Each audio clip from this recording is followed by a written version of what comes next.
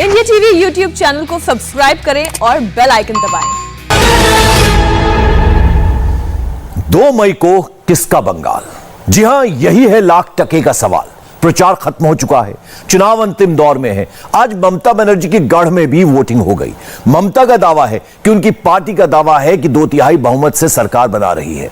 मगर सबसे चौंकाने वाला ट्रेंड यह है कि कोरोना के बावजूद बड़े दिनों बाद कोलकाता का भद्रलोक वोट की कतार में नजर आया। वोटर के मन की पड़ताल करती यह खास रिपोर्ट देखिए।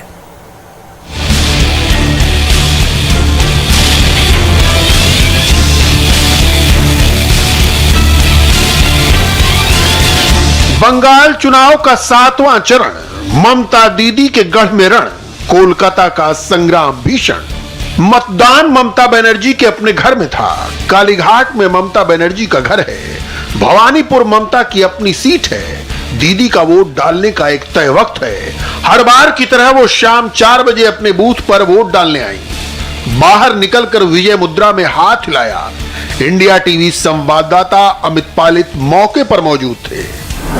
मैं भवानीपुर के मित्र इंस्टीट्यूशन के सामने हूं और आप देखिए कि सीएम ममता बनर्जी ने वोटिंग कर दी है और अब उन्हें लाया जा रहा है। मैडम ने वोट कर दिया है और मैडम अब दीदी दीदी दीदी दीदी दीदी दीदी दीदी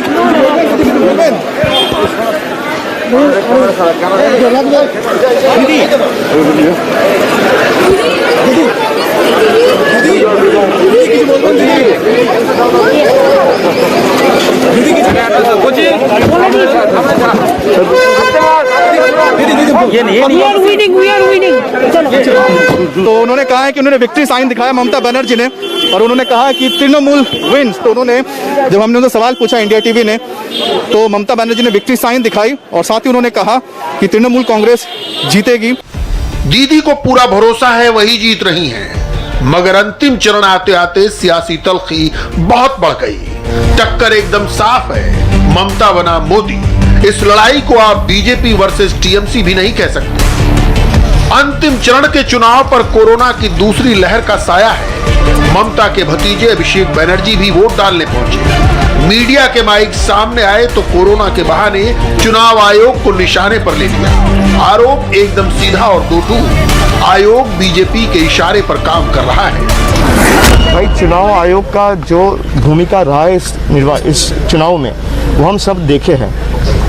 एक लोग मर रहे हैं कोविड के कारण और उनको 8 चरण में चुनाव कराना है क्योंकि एक राजनीतिक दल को इसका फायदा मिले। सारे राजनीतिक दल, चाहे तृणमूल हो और राजनीतिक दल हो, सबने लिखा है, सबने लिखा है इलेक्शन कमीशन को,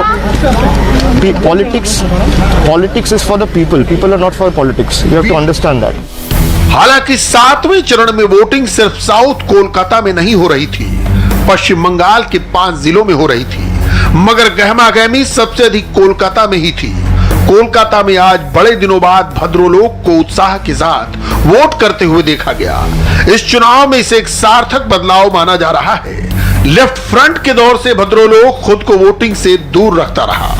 तृणमूल के दौर में भी इन हालात में बदलाव नहीं आए। ये वर्ग मतदान के दिन को छुट्टी का दिन मानकर चलता था, लेकिन इस बार ये वर्ग भी वोटिंग के लिए निकला। इसे 2 तरह से देखा जा रहा है। एक तो केंद्रीय बलों की सक्रियता, दूसरे ममता ने जिस तरह बांग्ला राष्ट्रवाद और बहिरागत यानी बाहरी लोगों को मुद्दा बनाया है। कोलकाता के अखबारों में खबर छप रही है कि हर दूसरा शख्स कोरोना पॉजिटिव है, बावजूद इसके लोग मतदान के लिए आए। आप ये बताइए, कब युवा है?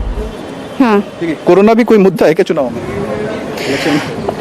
मुद्दा तो ये ऐसे इशू तो देखिए, दिस इज अ पैंडेमिक, ये पूरा वर्ल्ड का इशू है। तो ये only for this election we can not say corona एक इशू है। So I can not say that corona will be an issue for this election. आप बताइए कि आप भी बाहर निकली, डर लग रहा था कोरोना?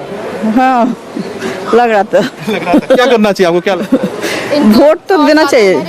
एक बार ऑलरेडी हो चुका है। या फर्स्ट इनको हो चुका था। मुझे भी हो गया था, ये मेरी मम्मी है जी, एक साथ हो पाता तो। लेकिन इस बार आप लोगों ने कुछ अलग अपने आप को इसलिए रखा है क्या, कुछ खास प्रोटेक्शन ले रहे हैं? मेंटेन तो फर्स्ट टाइम भी किए थे, इस बार भी करे। अब जिसको होना है वो कैसे रोके। होने से तो सोशल डिस्टेंसिंग आपका मानना चाहिए। तो अगर सब यदि सोशल डिस्टेंसिंग मानेगा तब तो सभी के लिए अच्छा है।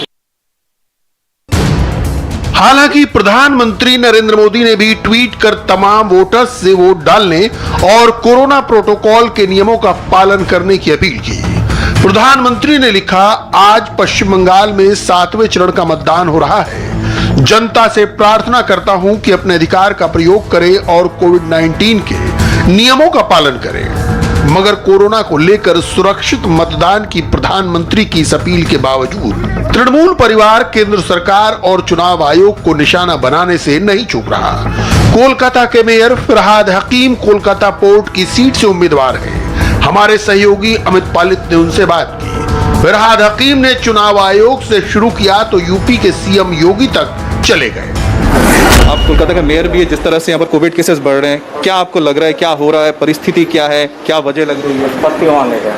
देखिए, ये कृपा हमारे इलेक्शन कमीशन के है। 8 फेज का इलेक्शन करके यहाँ पर कोविड भर दिया गया। अगर ये 4-5 फेज तक होता तब कोविड इतना नहीं फैलता। दूसरा, हमारे मोदी जी, हमारे अमित शाह जी और हजारों कैडर आ गए हैं बिहार से, यूपी से, दिल्ली से, गुजरात से, जहाँ पर कोविड फैला हुआ वहाँ से सब आ गए लीडर लोग।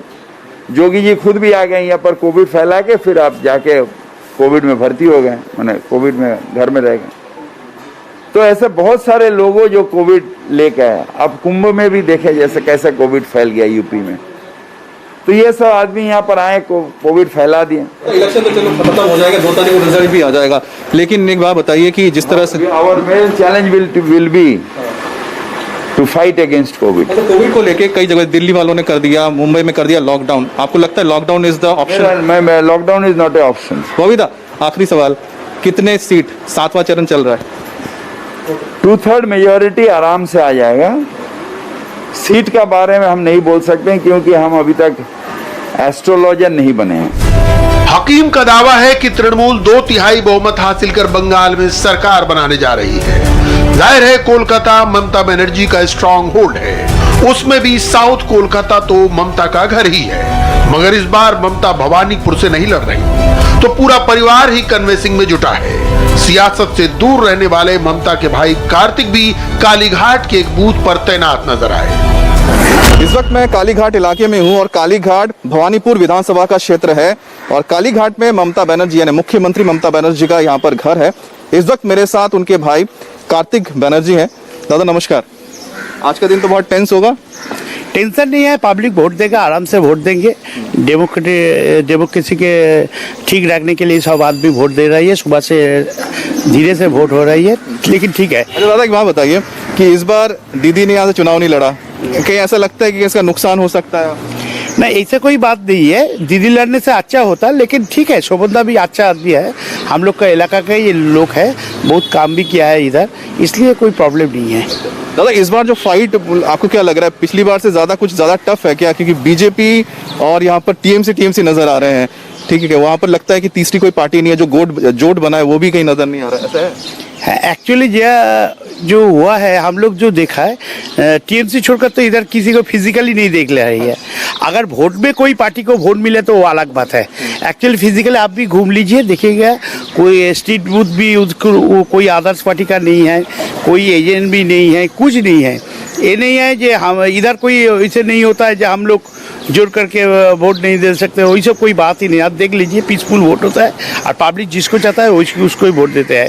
तो देख लीजिए, तो इधर तो है टीएमसी।